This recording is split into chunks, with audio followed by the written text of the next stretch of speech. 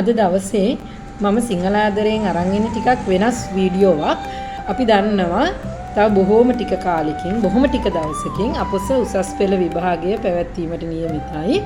ඉතින් සිංහල විභාගයේ සිංහල විෂයට මුහුණ දෙන දරුවන්ට පුංචි පණිවිඩ ටිකක් කියන්න තමයි අද දවසේ මම මේ සිංහල ආදරයත් එක්ක එකතු වෙන්නේ.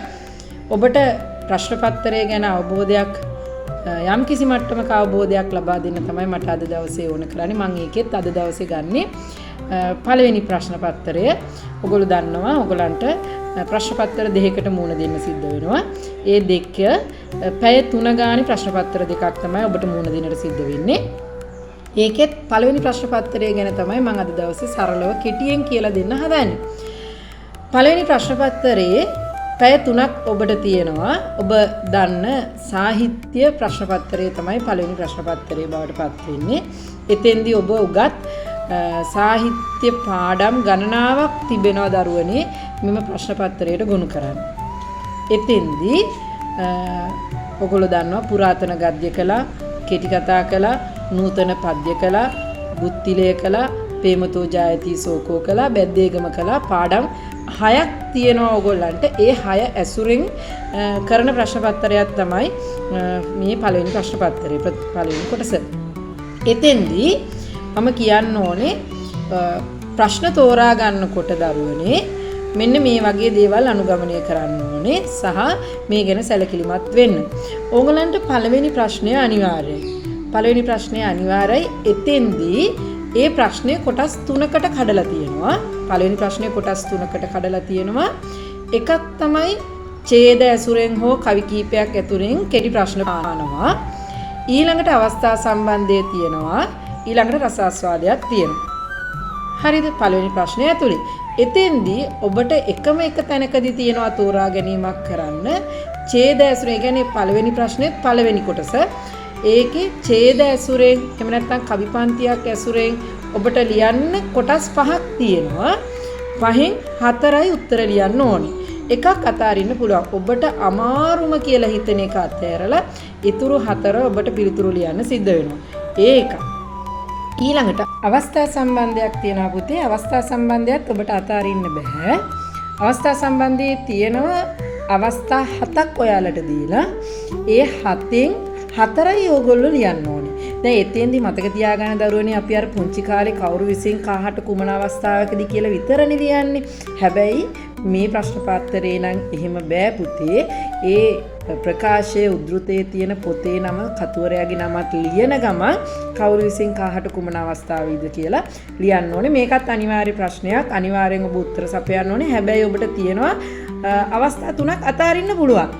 3ක් අතහැරලා 4කට උත්තර ලියන්න පුළුවන්. ඒ ඊළඟ කොටස. ඊළඟට තුන්වෙනි කොටස තියෙනවා පළවෙනි ප්‍රශ්නේ. ඒක තමයි රසාස්වාදය. රසාස්වාදය ඔයගොල්ලෝ දන්නවා නූතන පද්‍ය 25ක් ඔයගොල්ලෝ ඉගෙන ගන්නවා. ඉතින් පන්ති කාමරයේදී හැමදාම මේ පද්‍ය පන්ති ඉවර වුණාම ඒකෙන් රසාස්වාදයක් ඔබ ලිව්වා නම් ඔබට මේක රිපීට් එකක් විතරයි. එතකොට ඒ කියන්නේ ඉස්කෝලේදී රසාස්වාදය කරනවා ඒකෙන් එකක් ලියනවා. රසාස්වාදය කරනවා එකක් ලියනවා නම් ඒ ලියපු එකක්ම ලියන එකනේ තියෙන්නේ. ලකුණු 12ක් හම්බෙනවා. කවිය හම්බෙනවා. කිසි ප්‍රශ්නයක් නැහැ. සමහර වෙලාවල් වලට භාෂාව ගැන සැලකිලිමත් වෙලා වගේ පොඩි පොයින්ට් එකක් දානවා. ඒ දාලා ඒ නිර්මාණය ගැන රසාස්වාදයක නියැලෙන්න තමයි ඔබට තියෙන්නේ. ඕක තමයි පුතේ පළවෙනි ප්‍රශ්නයේ ආකෘතිය.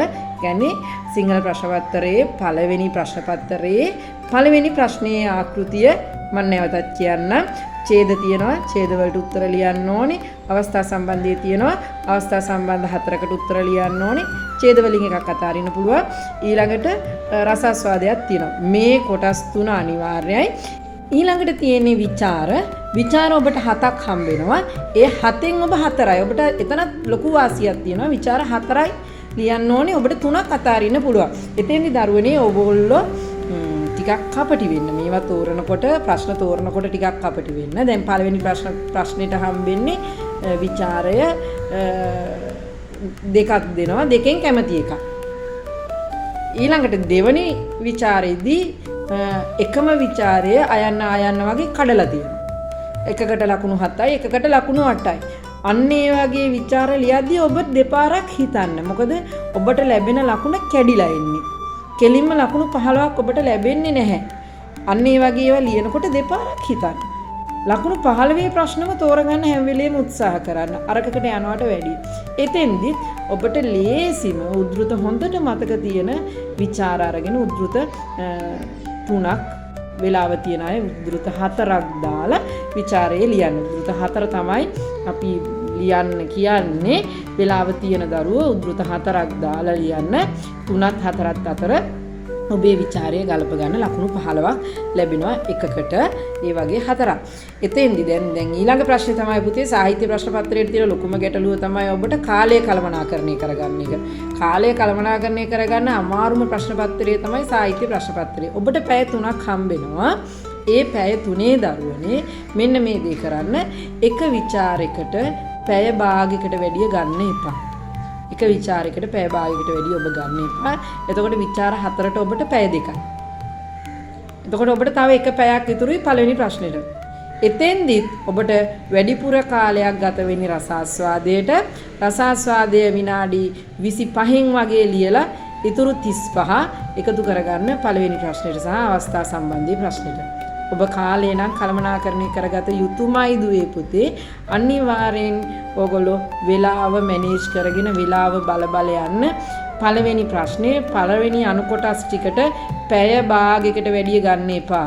ඡේද කියවලා උත්තර ලියන්න, අවස්ථා සම්බන්ධ ලියන්න, පැය භාගයකට වැඩිය ගන්න එපා. පැය භාගය ගන්න. ඊළඟට රසාස්වාදයට පැය භාගය ගන්න. ඊට වැඩිය යන්න එපා. රසාස්වාදයට පැය භාගයයි. හැම විචාරයකටම උප්පරිම පැය භාගයයි ඊට වැඩිය ගන්න එපා. එහෙම වෙලාව බල ටයිමින් තිය ඔබ මේ ප්‍රශ්න පත්‍රයට උත්තර ලියුවොත් ඔබට පුළුවන් සාර්ථකව පැය 3 අවසන් වෙනකොට සාර්ථක පේපර් එකක් හිස් නැති පේපර් එකක් ලියලා දෙන්න පුළුවන්. එහෙනම් අපි ඊළඟ දවසේ දෙවනි ප්‍රශ්න පත්‍රයට උත්තර ලියන්නේ කොහොමද කියලා හමු වෙමු. දැනට මගේ ආදරණීය දුව දරුවන්ට සුබ ප්‍රාර්ථනා කරනවා ඒ සාමර්ථ්‍යයක් අරන් එන්න පුළුවන් විදියට සිංහල ප්‍රශ්න පත්‍රය ලියන්න ඔබට ධෛර්ය ශක්තිය ලැබෙන්න කියලා.